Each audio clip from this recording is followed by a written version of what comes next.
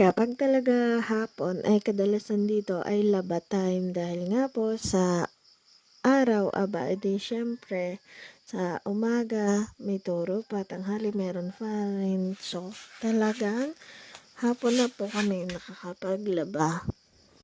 So, kapag nandito naman po sa basyo, kadalasan noong nakaraan ay yung asawa ko po ang naglalaba ng mga damit namin dito. Ay pero kapag po may ginagawa siya, ako na lang po ang naglalaba para po rin hindi kami masyadong matambakan kasi nga po dalawa kami.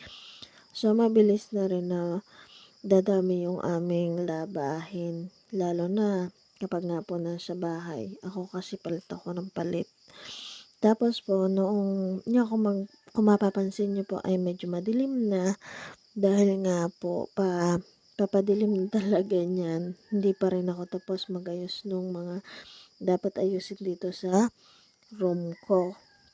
Ayan nga po, kung mapapansin nyo, yung mga kortina niyan ay hindi pa tapos. Naisabit na yan pero hindi ko pa naikawit ngayon kasi nga po ang dami pa dapat ayusin.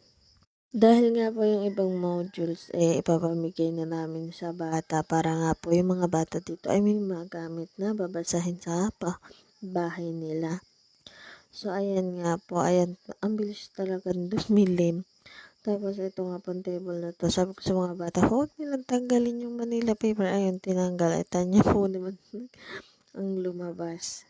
Hindi rin po kasi ito nagagamit noong nakaraan dito sa classroom na to. Kasi nga po, hindi naman ganun karami yung bata. Ngayon po kasi, chill-chill lang, ganun.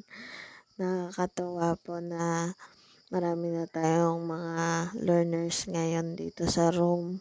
Yan nga lang po, hindi ko rin po ganong inuutosan kasi nga po 2 and 3. Ako na po mag-aayos nito kasi nga po ay aakyatin pa yan.